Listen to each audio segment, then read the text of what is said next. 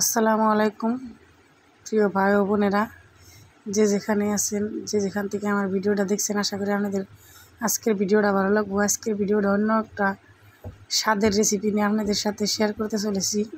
আজকের রেসিপিটা হলো কাঁচা বাঙ্গি। আর কে কে কাঁচা বাঙ্গি দিয়ে মাছের মাথা দিয়ে খাইছেন আমাকে কমেন্ট করবেন। হয়তো কেউ জানেনই না যে কাঁচা বাঙ্গি যে কত একটা উপকারী। আপনারা দেখতে থাকুন, আশা করি আপনারা আজকে এই রেসিপিটা দেখে বাড়িতে একবার হলেও ট্রাই করবেন। খুব একটা স্বাদের রেসিপি আর খুব উপকারী। সুগারওয়ালা আর কোলেস্ট্রলওয়ালা মানুষের জন্য এই রেসিপিটা খুবই ভালো। একদিন খায়া আপনি লগে লগে প্রমাণ পাবেন, খায়া দেখে আমার করবেন।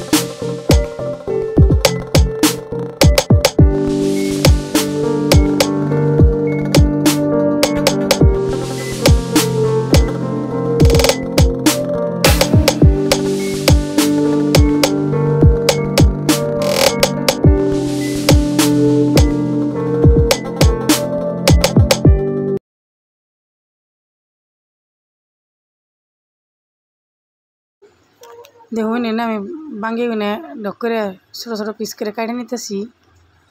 আপনারা এনে ভাতে সিদ্ধ দিয়েও খেয়ে হারুন। যাগো কোলেস্ট্রল হাই বা সুগার, তারা যদি সপ্তাহে 2 দিন ওই বাঙ্গির তরকারিটা খান তো আপনাকে বহুত উপকার হয়। ওই তরকারিটা খাইলে আপনার হাতে কোনো রকম তেল বাঁচবো না, কোনো তরকারি। এটা একটা খারের মতন কাম করে, কিন্তু একদম পেটটা ঠান্ডা হয়ে যায় বাঙ্গির তরকারি খেলে। আর বাঙ্গির গাছের ডুকা পাতা শাক হিসেবে খাওয়াও খুব উপকারী, খুব স্বাদ। এটা তো বাচ্চার জন্য এই বাঙ্গি শাকটা খুবই উপকারী। তো আপনারা এভাবে এনে একটু পোষা বেড়েছে আমার বাঙ্গিটা, ভোমরাটা পাইছে তার মানে। তো এই যে আমাকে বাবু আহে মধ্যে মধ্যে আমার একটু ডিস্টার্ব দিবেন নিচ্ছে, খুব নটখট করে আঙ্গো বাবু। তো দেখুন, এবারে এমন করে আমি বাঙ্গি বেখানি কুড়ে নিতেছি। এমন থেকে আমি বাঙ্গি গুনে কুটপান নিছি, ওরা কাঁচা তাই খাইবার নিছি। তখন এটা কাঁচা খাওয়া খুব ভালো। জানি আমার ঘুমাই না এনে হুদা হুদা কাঁচাই খাবার নিছি। দেখতে থাকুন।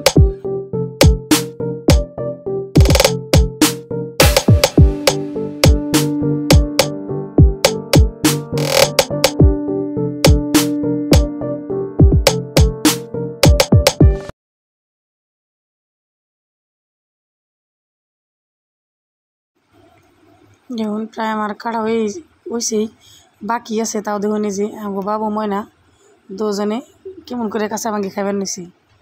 কাঁচা বাঙ্গিও খাইতেছি, মোর দিকে পানিও খাইতেছি।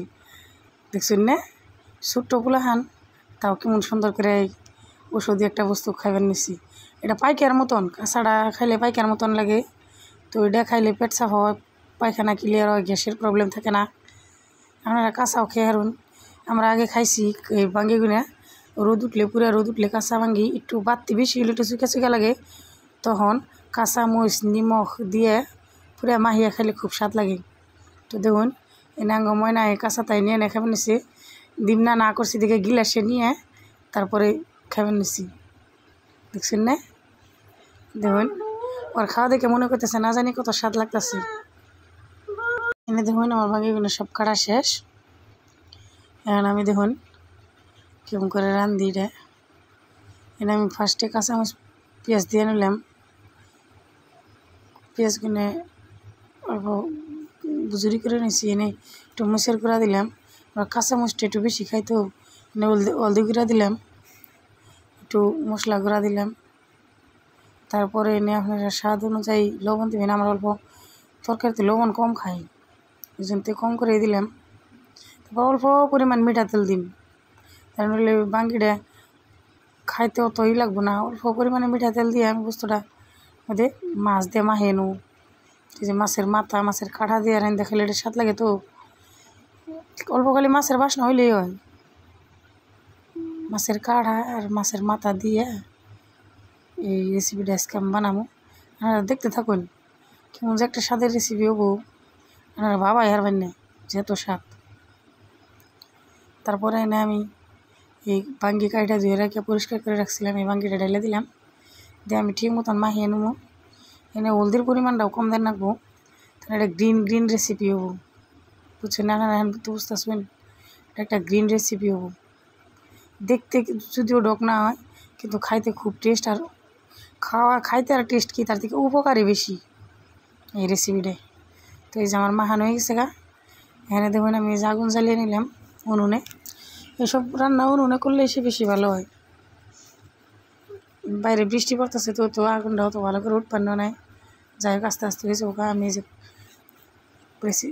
এই কড়াইটা বসিয়ে দিলাম। দেখুন এই সময়তে আমি এনে কোনো করুম না, সিধাই গরম পানি ডাইলে দিয়ে পানিটা আগে গরম করে রাখছিলাম। আমরা ঠান্ডা পানি দিলেও দেওয়ার ভাই দিয়ে আমি নাড়াচাড়া করে ঢাইকে দিব। তারপরে ঢাইকা দিয়ে বহুত টাইম একচুয়ালি ঢাইকা দিয়ে জাল করুম। তারপরে দেখুন পুরো একটু ঢাকাই আমি তার মানে একদম ঝোলটা বহুত পরিমাণে কমে তোমাকে রেখে থাকুম। আর দেখুন প্রায় শুকিয়ে গেছি, সিদ্ধ হয়ে গেছে, পুরে শুকিয়ে যায় না, পুরো সিদ্ধ হয়ে গেছে। সরি আমি নিমকটা দেখে নিলাম, একটু নিমকটা কমই আছে। যাই হোক এটা নিমক সরতে হলে কিন্তু টেস্ট লাগে না। এই আগুনটা পুরা জ্বলছে। এখন দেখুন কীরকম চলছে। বাইরে টিপ টিপ বৃষ্টি পড়তেছে আর ভিতরে এই তরকারি এরকম বকবগিয়ে বলে কেমন নিচ্ছে। দেখুন ফাইনালি আমার তরকারিটা দেখুন হয়ে গেছে গা। আশা করি আপনাদের ভিডিওটা ভালো লাগবে আর আপনারা এই রেসিপিটা একবার হলেও ট্রাই করবেন। ট্রাই করে কেমন লাগে না লাগে নিশ্চয় আমার কমেন্ট সেকশনে জানাবেন। ঠিক আছে, বাইরের পরিবেশটা দেখুন কেমন। এই পরিবেশে যে কোনো বস্তু গরম গরম খায় খুব ভালো লাগবে। তো গরম ভাতের সাথে আর আমাদের প্রায় স্কুলে থেকে আসা পর্যন্ত আমরা রেখে আসলে আর পরে গরম গরম ভাত দিয়ে আমরা বাঙালি দিয়ে মাছ খেয়েছি। খুব টেস্ট লাগছে আর কি, আপনারাও খাইবেন।